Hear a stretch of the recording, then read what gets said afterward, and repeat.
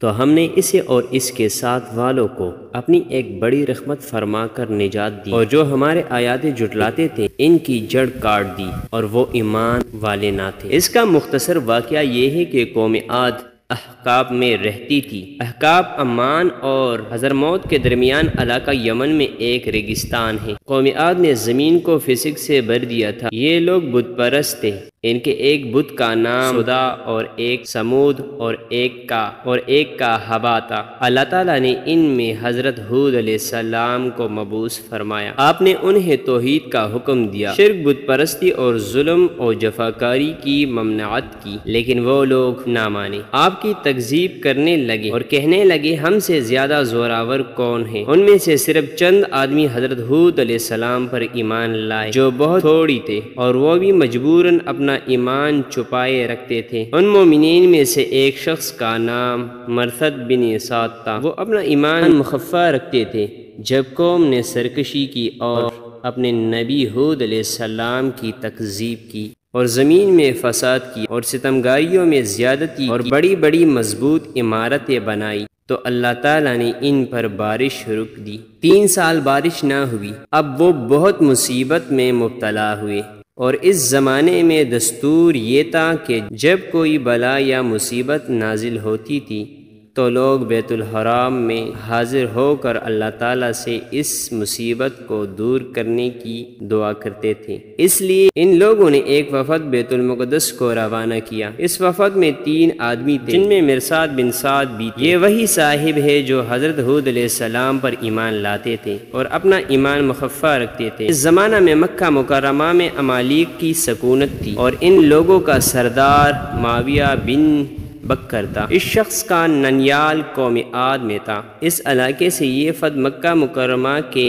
حوالے میں معاویہ بن بکر کے یہاں مقیم ہوا۔ اس نے ان لوگوں کی بہت عزت کی اور نہایت خاطر و مدارت کی۔ یہ وہاں شراب پیتے اور باندیوں کا ناچ دیکھتے تھے۔ اس طرح انہوں نے عیش و نشاط میں 1 مہینہ بسر کیا۔ معاویہ کو خیال آیا کہ یہ لوگ تو راحت میں پڑ گئے اور قوم کی مصیبت کو بھول گئے، مگر معاویہ بن بکر کو یہ خیال بھی تھا کہ اگر وہ ان لوگوں سے کچھ کہے تو شاید وہ یہ خیال کرے اب اس کو میزبانی گیرا گزرنے لگی ہے۔ اس لیے اس نے گانے والے باندی کو ایسے اشعار دیے جن میں قوم عاد کی حاجت کا تذکرہ تھا۔ جب باندی نے وہ نظم گائی تو ان لوگوں کو یاد آیا کہ ہم اس قوم کی مصیبت کی فریاد کرنے کے لیے مکہ مکرمہ بھیجے گئے ہیں۔ اب انہیں خیال ہوا کہ حرم شریف میں داخل ہو کر قوم کے لیے پانی برسنے کی دعا کریں۔ اس وقت مرثد بن سعد نے کہا کہ اللہ کی قسم تمہاری دعا سے پانی نہ برسے گا، البتہ اگر تم اپنے نبی کی اطاعت کرو اور اللہ تعالیٰ سے توبہ کرو تو بارش ہوگی۔ اس وقت مرثد کو چھوڑ دیا اور خود مکہ مکرمہ جا کر دعا کی۔ اللہ تعالیٰ نے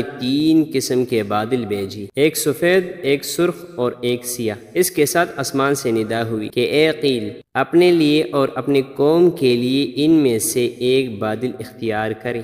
اس نے اس خیال سے سیاہ بادل کو اختیار کیا کہ اس سے بہت پانی برسے گا۔ چنانچہ وہ بادل قوم عاد کی طرف چلا اور وہ لوگ اس کو دیکھ کر بہت خوش ہوئے، مگر اس سے ایک ہوا چلی جو اس شدت کی تھی کہ اونٹوں اور آدمیوں کو اڑا اڑا کر کہیں سے کہیں لے جاتی تھی۔ یہ دیکھ کر وہ لوگ گھروں میں داخل ہوئے اور اپنے دروازے بند کر لی، مگر ہوا کے تیزی سے بچ نہ سکے۔ اس نے دروازے بھی اکھاڑ دیے اور ان لوگوں کو ہلاک بھی کر دیا، اور قدرت الہی سے سیاہ پرندے نمودار ہوئے جنہوں نے ان کی لاشوں کو اٹھا کر سمندر میں پھینک دیا۔ حضرت ہود علیہ السلام مومنوں کو لے کر قوم سے جدا ہو گئے تھے، اس لیے وہ سلامت رہے۔ قوم کے ہلاک ہونے کے بعد وہ ایمانداروں کو ساتھ لے کر مکہ مکرمہ تشریف لائے اور آخر عمر شریف تک وہی اللہ تعالیٰ کی عبادت کرتے رہے۔